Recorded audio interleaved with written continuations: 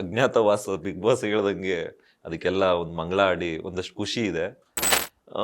Ignorance is the best answer. ಕೆಲವೊಮ್ಮೆ ಒಂದಷ್ಟು ಡ್ರೋನ್ಗಳು ಮಾಡಿದೀವಿ ನಮ್ಮ ಸಂಸ್ಥೆಯಿಂದ, ಒಂದು ಸಂಸ್ಥೆಗೆ ಡ್ರೋನ್ಗಳು ಕೊಟ್ಟಿದ್ದೀವಿ. ಇನ್ನೂ ಒಂದಷ್ಟು ಪೆಂಡಿಂಗ್ ಆರ್ಡರ್ ಇತ್ತು. ನನಗೆ ನಾನೇ ಡಿಸರ್ವಿಂಗ್ ಇದೀನಾ ಇಲ್ವಾ ಅಂತ ಡೌಟ್ ಆಗ್ತಾ ಇತ್ತು. ಕಷ್ಟಪಟ್ಟು ತಗೊಂಡಿರೋ ಚಿನ್ನನ ಕಡಿಮೆ ಬೆಲೆಗೆ ಮಾರೋಕ್ಕಾಗತ್ತಾ? ಒಳ್ಳೆ ಬೆಲೆ ಸಿಗೋ ಕಡೆ ಮಾರ್ಬೇಕು. ಇಷ್ಟು ಕಡಿಮೆ ಚಿನ್ನಕ್ಕೆ ಅಧಿಕ ಬೆಲೆ ಕೊಡೋದು ಅಭಯ ಗೋಲ್ಡ್ ಬಯರ್ಸ್ ಮಾತ್ರ. ಕೆಲವೊಂದು ಸಲ ಮನುಷ್ಯ ಇಲ್ಲ ನಾನೆಲ್ಲ ಸರಿ ಮಾಡಿಕೊಂಡು ತಿದ್ದುಕೊಂಡು ಚೆನ್ನಾಗಿ ಬದುಕಬೇಕು, ನನ್ನ ಹೊಸ ಲೈಫು ನಾನು ಏನು ಅಂತ ಜಗತ್ತಿಗೆ ತೋರಿಸ್ಬೇಕು ಅಂತ ಅಂದ್ಕೊಂಡು ನಿರ್ಧಾರ ಮಾಡಿದಾಗ ಸಮಾಜ ಅಷ್ಟು ಸುಲಭಕ್ಕೆ ಬಿಡೋದಿಲ್ಲ. ಏನಾದರೂ ಒಂದು ಇರುಕು ಮಾಡ್ತಾ ಇರುತ್ತೆ. ಹೊರಗಡೆ ಬಂದಾಗ ನಿಮಗೂ ಕೆಲವೊಂದು ಶಾಕ್ ಆಗಿರುತ್ತೆ. ಥೂ ಇನ್ನೂ ಮುಗ್ದಿಲ್ವಾಗ್ರು, ನನ್ನ ಹಣೆ ಬರೋದು ಇನ್ನೂ ಮುಗ್ದಿಲ್ವಾಗ್ರು ಇದು ಏನು ಪ್ರಯಾಗವ್ರಿಗೆ ನಿಮ್ಗೆ ಏನು ಪರ್ಸ್ನಲ್ ಗೊತ್ತಿಲ್ಲ ಯಾರ ಬಗ್ಗೆ ಮಾತಾಡ್ತಿದ್ದೀರ, ನನ್ನ ಹೆಸರು ತೊಗೊಳಕ್ಕೆ ಇಷ್ಟಪಡಲ್ಲ. ಬಟ್ ಕೇಳ್ಪಟ್ಟೆ ಯಾರೋ ಒಬ್ಬರು ಆ ಥರ ಏನೋ ಮಾಡ್ತಿದ್ದಾರೆ ಅಂತ.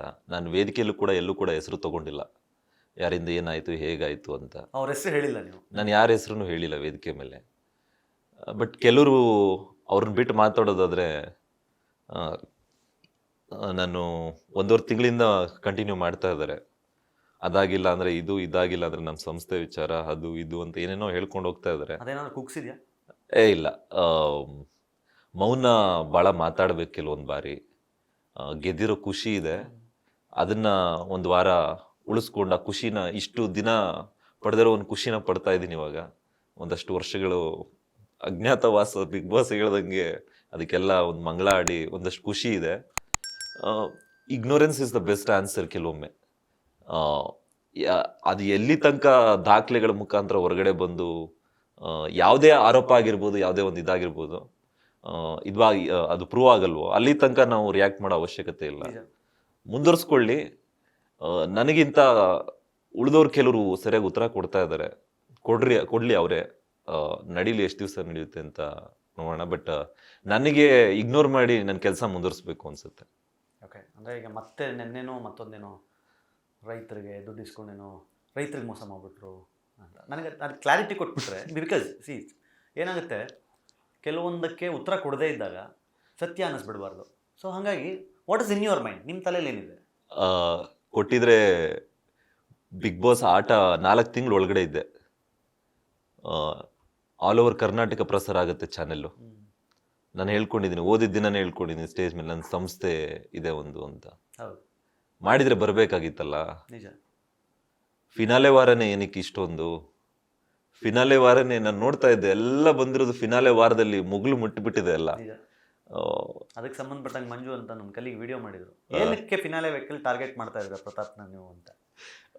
ನಾವು ಇದುವರೆಗೂ ಔಷಧಿ ಸ್ಪ್ರೇ ಮಾಡಿರೋದೆಲ್ಲ ಪ್ರಮೋಷನ್ಗೆ ಒಂದು 600-700 ರೂಪಾಯಿ ಇಸ್ಕೊಂಡು ರೈತರ ಹತ್ರ ಬಾಡಿಗೆ ರೀತಿಯಲ್ಲಿ ಸ್ಪ್ರೇ ಮಾಡಿರೋದು, ಪ್ರಮೋಟ್ ಆಗಲಿ ತಗೊಳ್ಳೋರಿಗೆ ಅಂತ. ಅದು ಬಿಟ್ಟರೆ ಒಂದು ಸ್ಟಾರ್ಟಪ್ಗೆ ಕೊಟ್ಟಿದ್ದೀವಿ. ಅವ್ರ ಮಧ್ಯೆ ಒಡಂಬಡಿಕೆ ಇದೆ.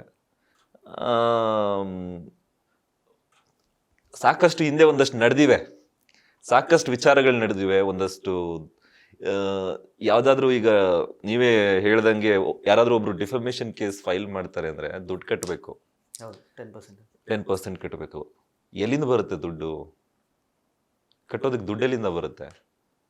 ಈಗ ನನ್ನ ಮೇಲೆ ಅಂಥದ್ದು ಮಾಡಲೇಬೇಕು ಅಂತದ್ದೇನಿದೆ?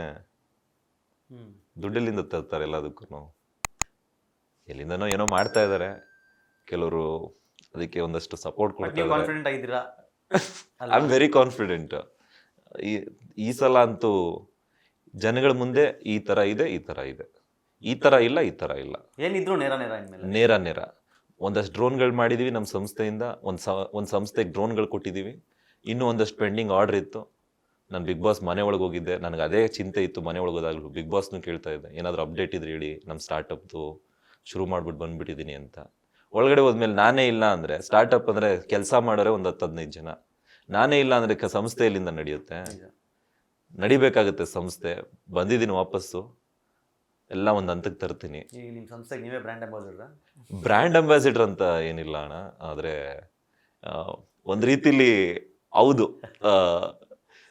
ಬ್ರ್ಯಾಂಡ್ ಅಂಬಾಸಿಡರ್ ಅನ್ನೋದಕ್ಕಿಂತ ಒಂದಷ್ಟು ಜನಕ್ಕೆ ಉದ್ಯೋಗಾವಕಾಶ ಸೃಷ್ಟಿ ಮಾಡಬೇಕು.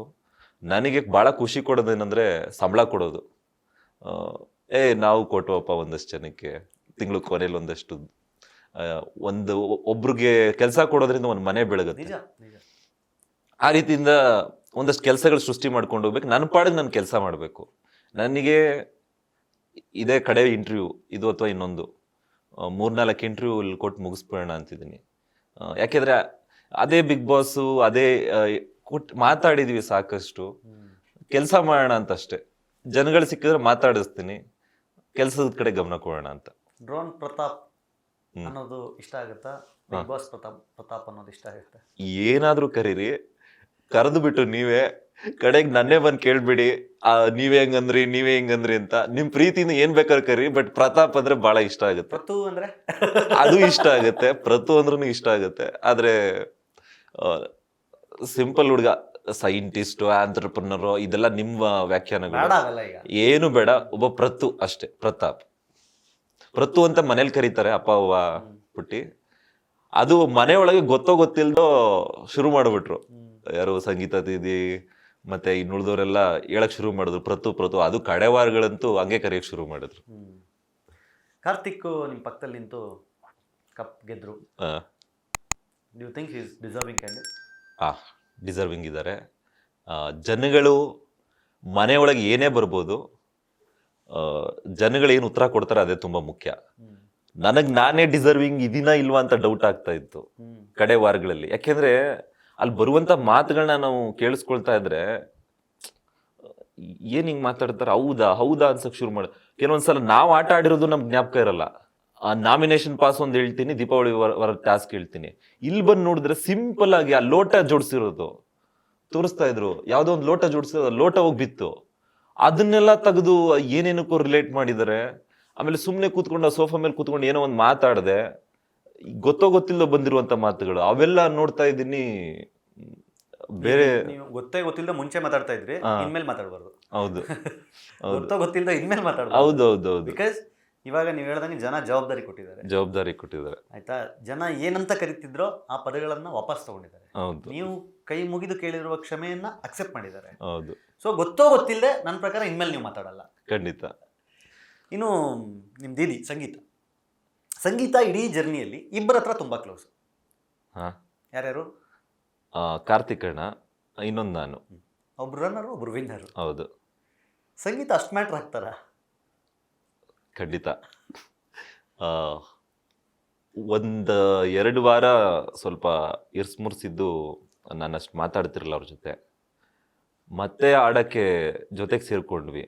ಅದ್ರಲ್ಲೂ ಪಾಯಿಂಟ್ಸ್ ವಾರಗಳು ನಾವು ಕೂತು ಮಾಡಿದಂಥ ಸ್ಟ್ರಾಟರ್ಜಿ, ಅವರಿಬ್ರು ಕ್ಯಾಪ್ಟನ್ಸಿಗೆ ನಮ್ರತಾ ದೀದಿ ಮತ್ತೆ ಇನ್ನೊಬ್ರು ಕಳಿಸ್ಬೇಕು ಸಿರಿಯಾಕ್ ಅನ್ನುವಂಥ ಮನಸ್ಸಲ್ಲಿತ್ತು. ಎಲ್ಲಿ ತನಿಷಾ ದೀದಿ ಅವ್ರ ಹತ್ರ ಇರೋ ಪಾಯಿಂಟ್ಸ್ ಕೊಟ್ಬಿಡ್ತಾರೆ ಅದು ವಿಷಯ ನಮ್ಗೆ ಗೊತ್ತಾಗಿಲ್ಲ. ನನಗೂ ಹೋಗ್ಬೇಕು ಅಂತ ವೈಯಕ್ತಿಕವಾಗಿ ಆಸೆ ಇತ್ತು. ಅದೊಂದು ವಾರ. ಆಮೇಲೆ ಇನ್ನೊಂದು ಹಗ್ಗ ಎಲ್ಲ ಎಣೆದು ಫಿನಾಲೆ ವಾರ ಬಂತು. ಬಟ್ ಸ್ಟೇಜ್ ಮೇಲೆ ಬಂದಾಗ ಮಾತಾಡಲೇಬೇಕು. ಆ ವಾರ ನಾವು ಆಡಿದಂಥ ರೀತಿ, ಮನೆ ಒಳಗೆ ಕೆಲವೊಂದು ಮಾತುಗಳನ್ನ ಎದುರಿಸಿದಂಥ ರೀತಿ, ಅವ್ರಿಗೆ ನಾನು ನಿಂತಿದ್ದು, ನಾನು ಅವ್ರಿಗೆ ನಿಂತಿದ್ದು ಭಾಳ ಇಂಪಾರ್ಟೆಂಟ್ ಆಯಿತು. ಆದರೆ ಅದು ವರ್ಕ್ ಆಗಿದೆ ಅಂತ ಗೊತ್ತಾಗಿದ್ದೆ ನನಗೆ ಹೊರಗಡೆ ಬಂದಮೇಲೆ. ಸಂಗೀತ ಕಾರ್ತಿಕ್ ಜೊತೆಲೂ ಇದ್ರು, ನಿಮ್ಮ ಜೊತೆಲೂ ಕ್ಲೋಸ್ ಆಗಿದ್ರು. ನೀವಿಬ್ರು ವಿನ್ನರ್ ರನ್ನರ್. ಸಂಗೀತ ನಿಮ್ಮಿಬ್ರನ್ನ ಬಿಟ್ಟು ಆಡಿದಿದ್ರೆ ಆ ಟಾಪ್ 2 ಅಲ್ಲಿ ಅವ್ರು ಇರ್ತಿದ್ರು ಅಂತ ಅನ್ಸುತ್ತೆ.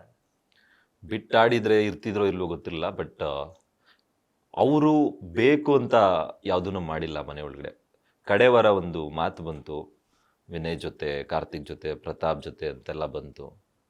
ನಾನು ನೋಡಿದ ಮಟ್ಟಿಗೆ ಈಗ ನಿಮಗೆ ನನ್ನ ಮೇಲೆ ಬೇಸರ ಆದರೆ, ಒಂಥರ ಮಗು ಸ್ವಭಾವದವರು, ಬೇಸರ ಆದರೆ ಮುನ್ಸ್ಕೊಂಡು ಸಣ್ಣ ಪುಟ್ಟ ವಿಚಾರಕ್ಕೆ ಬೇಸರ ಮಾಡ್ಕೋತಾರೆ. ಸಣ್ಣ ಪುಟ್ಟ ವಿಚಾರಕ್ಕೆ ಆ ಥರ ಮನ್ಸವ್ರದ್ದು. ಬೇಸರ ಆದರೆ ಆಟೋಮೆಟಿಕ್ ಇನ್ನೊಬ್ರ ಜೊತೆ ಮಾತಾಡಕ್ಕೆ ಶುರು. ಆ ಮನೆನೇ ಹಂಗೆ, ಯಾರೋ ಬಂದು ಏನೋ ಹೇಳ್ತಾರೆ, ಆ ಮಾತುಗಳು ಕೇಳಿಸ್ಕೊಳ್ಳೋದು, ಹಿಂಗಾಯ್ತಾ ಹಂಗಾಯ್ತಾ ಅದನ್ನೆಲ್ಲ ಹ್ಞೂ ಅನ್ನೋದು. ಆದರೆ ಅವ್ರು ಏನು ಅನ್ಕೊಂಡಿರ್ತಾರೋ ತಪ್ಪೋ ಸರಿನೋ ಅದಕ್ಕೆ ಅವ್ರ ನಿರ್ಧಾರಗಳು ಬಿಡಲ್ಲ. ನಿಂತು ಆಡಿದ್ದಾರೆ. ಏನಾಯ್ತೋ ಗೊತ್ತಿಲ್ಲ ನನಗೂ. ಆ ರೆಡ್ ಲೈಟು ನನಗೆ ಬರ್ಬೋದೇನೋ ಅಂತ ನಾನು ಅನ್ಕೊಂಡು ನಿಂತ್ಕೊಂಡಿದ್ದೆ ನಾನು ಆ ಸಂದರ್ಭದಲ್ಲಿ. ಸ್ಟೇಜ್ ಮೇಲೆ ನನಗೂ ಗೆಲ್ಬೇಕಂತ ಆಸೆ ಇತ್ತು. ಅವರು ನಾನಲ್ಲ ಅಂದ್ರೆ ಅವ್ರು ಗೆಲ್ಬೇಕಂತ. ನಡೀತು, ಆಗೋದೆಲ್ಲ ಒಳ್ಳೇದಕ್ಕೆ ಅಂತ ಹೇಳ್ತಾರೆ. ಆದರೆ ಡಿಸರ್ವಿಂಗ್ ಇದ್ರು ಅವರು ಕೂಡ. ಬಟ್ ಪ್ರತಾಪ್ ಆ ಹಂತಕ್ಕೆ ಬರುವುದಕ್ಕೆ, ಹ್ಮ್ ಜನಗಳ ಮನಸ್ಸಿನಲ್ಲಿ ಪ್ರತಾಪ್ ಬಗ್ಗೆ ಒಂದು ಒಳ್ಳೆ ಒಪಿನಿಯನ್ ಕ್ರಿಯೇಟ್ ಆಗೋದಕ್ಕೆ, ಹ್ಮ್ ಪ್ರತಾಪ್ ಮುಗ್ಧ ಅಂತ ಜನರಿಗೆ ಅನ್ನಿಸ್ಲಿಕ್ಕೆ, ಹ್ಮ್ ಪ್ರತಾಪ್ನ ಒಳ್ಳೆತನವನ್ನ ಜನರ ಎದುರುಗಡೆ ತೋರಿಸ್ಲಿಕ್ಕೆ, ಹ್ಮ್ ಇಡೀ ಜರ್ನಿಯಲ್ಲಿ ನಿಮಗೆ ಸಹಾಯ ಮಾಡಿದ್ದು ವಿನಯ್ ಅಂತ ನಿಮ್ಗೆ ಅನ್ಸಲ್ಲ? ಇಲ್ಲ, ಸಂಗೀತ ದೀದಿ ಒಂದು ಅಲಿಗೇಷನ್ ಬರುತ್ತೆ. ಅಲಿಗೇಷನ್ ಬರದೇ ಇದ್ರೆ ನೀವು ಅಲಿಗೇಷನ್ಗೆ ಆನ್ಸರ್ ಮಾಡಬೇಕಾಗಿಲ್ಲ. ನಾನು ಹೇಳಿದ್ದು ಆ ಅಲಿಗೇಷನ್ಗೆ ಡೈರೆಕ್ಟ್ ಆಗಿ ನಿಮಗೆ ಅಲಿಗೇಷನ್ಗೆ ಮನೆಯೊಳಗೆ ನನ್ನ ಬಗ್ಗೆ ನಾನೇ ಹೇಳ್ಕೊಂಡಿದ್ದಿದ್ರೆ ಏನಪ್ಪ ಅವನ ಬಗ್ಗೆನೇ ಅವನೇ ಹೇಳ್ಕೊತಾನೆ ಅಂತ ಹೇಳ್ತಾರೆ. ಇದುವರೆಗೂ ಬಂದಿರೋ ಮಾತುಗಳೇ ಅದು, ಎಲ್ಲ ಅವನ ಬಗ್ಗೆ ಅವನೇ ಹೇಳ್ಕೊಳ್ತಾರೆ ಅಂತ, ಎಲ್ಲೂ ಕಾಣಿಸ್ತಿಲ್ಲ ಅಂತ. ಆದ್ರೆ ಮನೆ ಒಳಗಡೆ ಹೆಣ್ಮಕ್ಳು ನೋಡೋ ದೃಷ್ಟಿ ಸರಿ ಇಲ್ಲ ಅಂತ ಬಂತು. ಅವತ್ತು that is what I said. ನಿಮ್ಮ ಬಗೆಗೆ ನೆಗೆಟಿವಿಟಿಯನ್ನ ಸ್ವಲ್ಪ ಪಿನ್ ಮಾಡಿದಾಗ ನೀವು ಅದಲ್ಲ ಅಂತ ಪಾಸಿಟಿವ್ ಪ್ರೂವ್ ಮಾಡಕ್ಕೆ ಪ್ರಯತ್ನ ಪಟ್ಟು ಗೆದ್ದಿದ್ದೀರಿ. ಹೌದು. ಸೊ ನಾನಲ್ಲೇ ಹೇಳಿದೆ, ಇಂಡೈರೆಕ್ಟ್ಲಿ ನಿಮಗೆ ವಿನಯ್ ನಿಮ್ಮನ್ನ ಅವ್ರಿಗೆ ಗೊತ್ತಿಲ್ಲದೆ ಪುಷ್ ಮಾಡ್ಕೊಂಡು ಬಂದಿದ್ರು. ಹೆಂಗ್ ಪುಷ್ ಮಾಡ್ತಾ ಇದ್ರು ಅಂತಂದ್ರೆ, ಅಂದ್ರೆ ಇಟ್ ಇಸ್ ನಾಟ್ ಅಬೌಟ್ ನಿಮ್ಮನ್ನೇನೋ ಕೆಟ್ಟದಾಗ ಬಿಂಬಿಸ್ಬೇಕು ಅಂತಲ್ಲ. ಇಟ್ಸ್ ಬಿಗ್ ಬಾಸ್ ಮನೆ ಗೊತ್ತು ನನಗೆ, 10-12 ಜನ 15 ಜನ ಇದೀವಿ ಅಂತಂದಾಗ ಒಬ್ಬರನ್ನೊಬ್ರು ಡಿಫೆಂಡ್ ಮಾಡ್ಕೊಳ್ಳೋದು, ತನ್ನನ್ನು ತಾನು ಡಿಫೆಂಡ್ ಮಾಡ್ಕೋಬೇಕಾ, ಇನ್ನೊಬ್ಬರ ಮೇಲೆ ಅಫೆಂಡಿಂಗ್ ಆಗಿ ಹೋಗ್ಬಿಟ್ಟು ಡಿಫೆಂಡ್ ಮಾಡ್ಕೋಬೇಕಾ ಅಂತ.